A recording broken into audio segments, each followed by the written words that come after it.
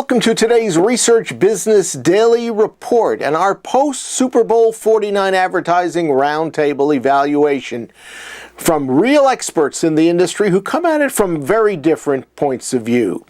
RBDR is sponsored today and this week by Nuance, offering multi-language verbatim coding services that help their clients quantify the meaning of open-ended answers. Nuance, a decision analyst company. We thank you all for joining us today to hear what three advertising experts think about Sunday's advertising extravaganza during Super Bowl 49. Joining us are Decision Analyst President Jerry Thomas, BrandKeys President Robert Passikoff, and one of RBDR's regular contributors, Bill Harvey of Bill Harvey Consulting. And without further ado, let's go to our highly respected advertising experts for their general and specific impressions.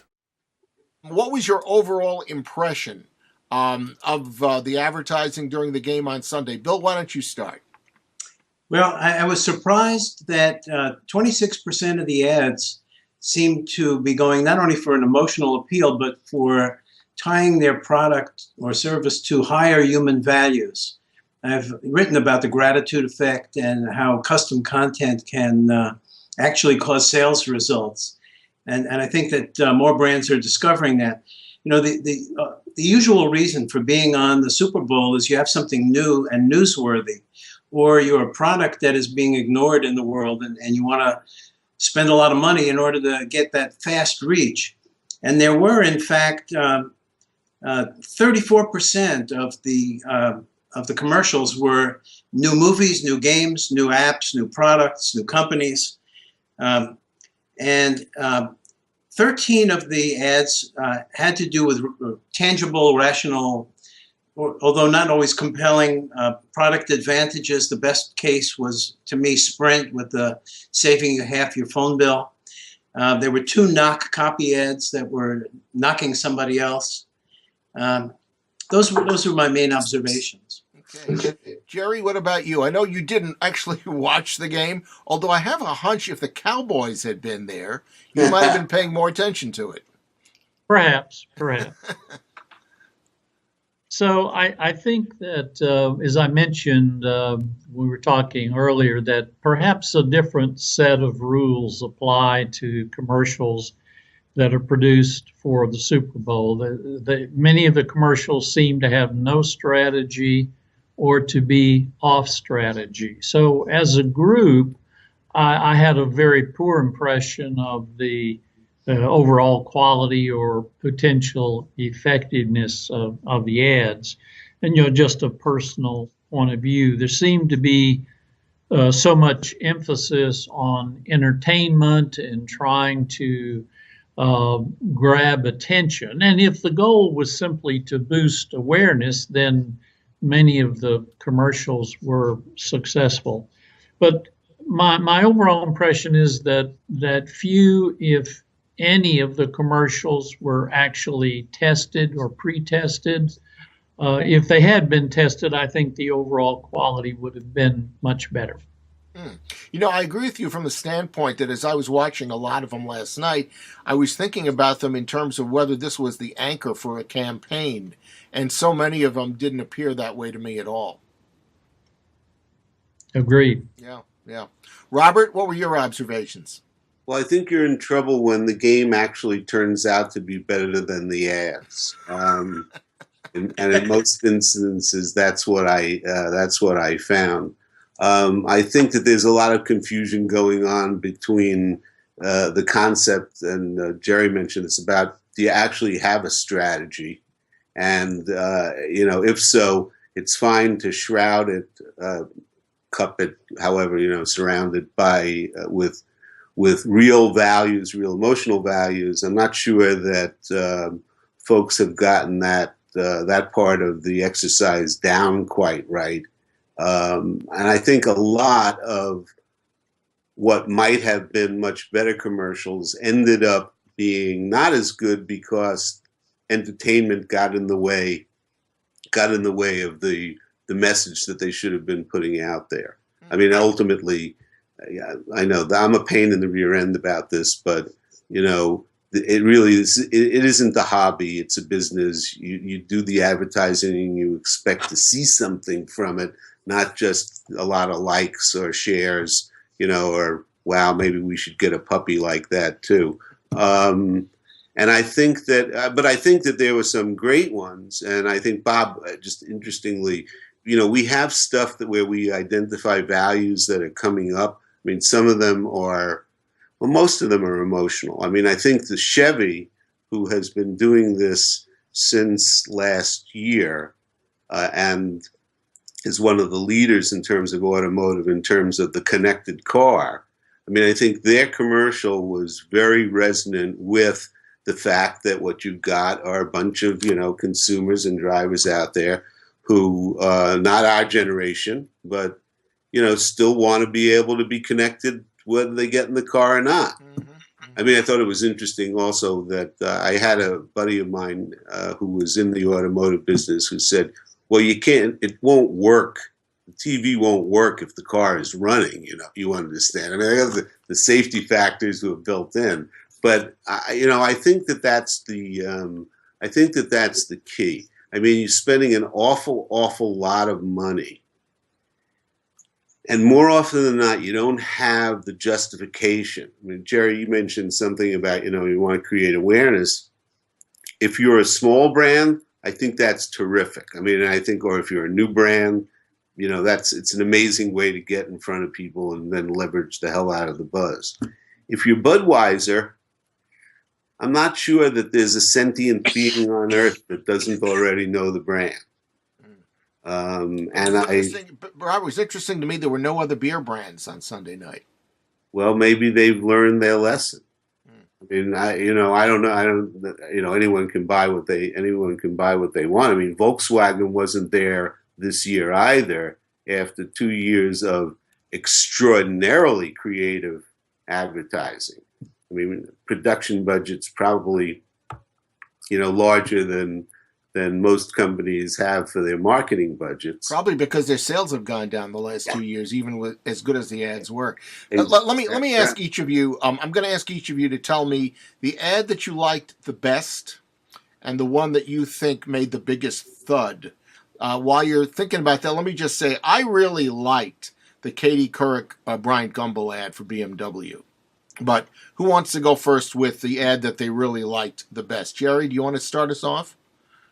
I really liked the very simple little GoDaddy ad, the hardworking ad, because I felt it was really on strategy, that it really resonated with its target audience, assuming its target audience was watching the Super Bowl. Probably, of course, the nationwide ad about death or not being alive might be toward the bottom of the least effective. Okay. Bill, best and worst. Well, the Bryant Gumbel, Katie Couric ad appealed to me just as it did to you. In my case, it was because I thought their objective must have been possibly coming out of research, focus groups, or whatever they might have used, social media.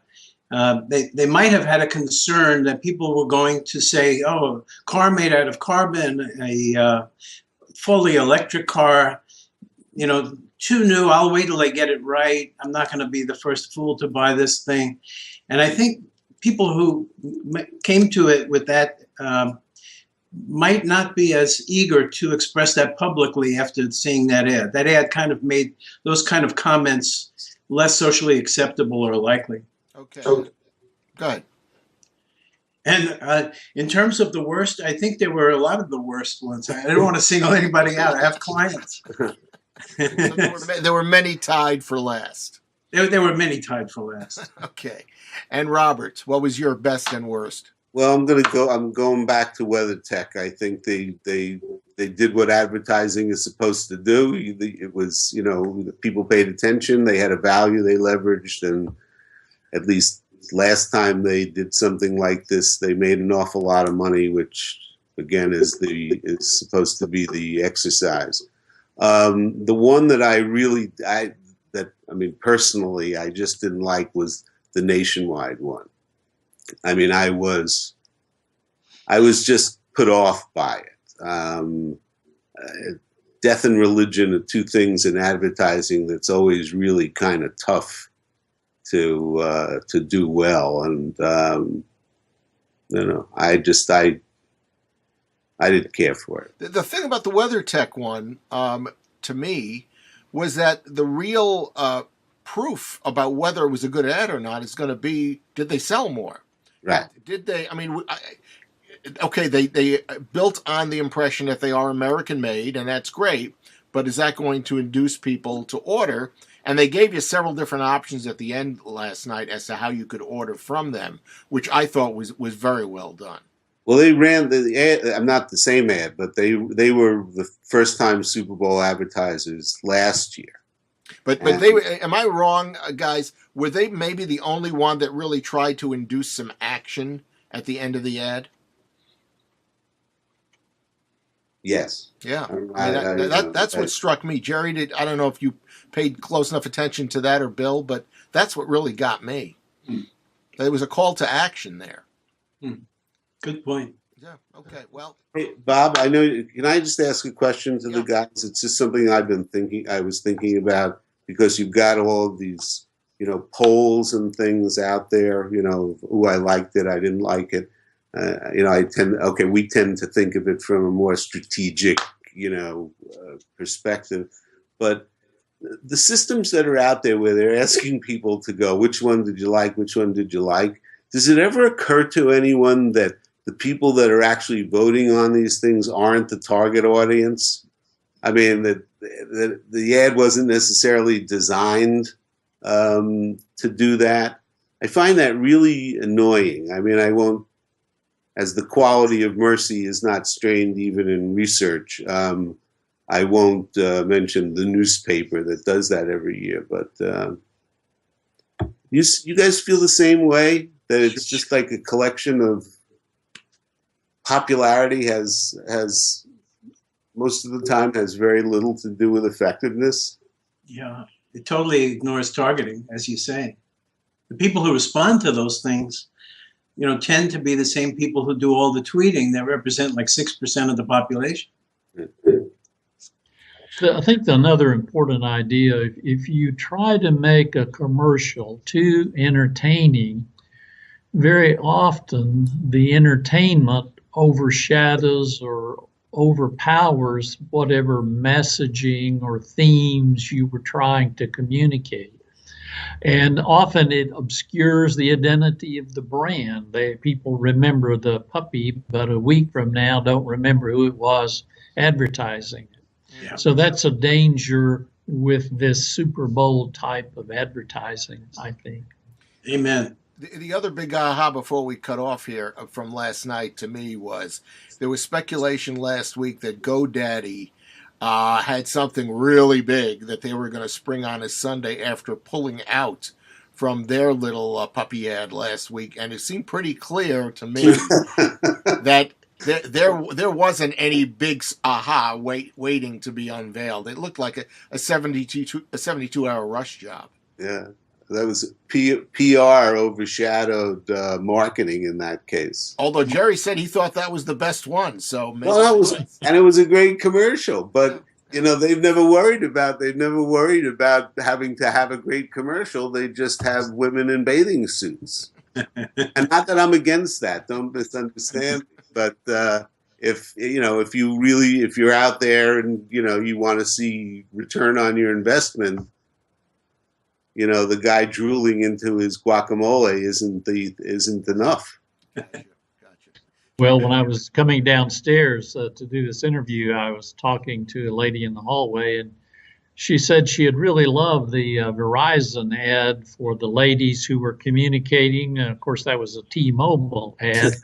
So to the point, sometimes we forget the real basic things you have to do in a commercial when entertainment and bragging rights are dominating the thinking in producing those commercials. Yeah. Okay. Gentlemen, thank you for joining me today. I really appreciate it. Oh, thank you, Bob. Thank you, Bob. You guys. That's your Research Business Daily Report, sponsored by Nuance, offering multi-language verbatim coding services to help companies quantify the meaning of open-ended answers. Nuance, a decision analyst company, would like to make it easy for you to find out more. So we've created a link for you. It is in our email that goes out to everyone. It's also in the description box underneath today's video. And it's quite simply www.nuancecoding.com. We hope you have a great research day, and we look forward to seeing you all back here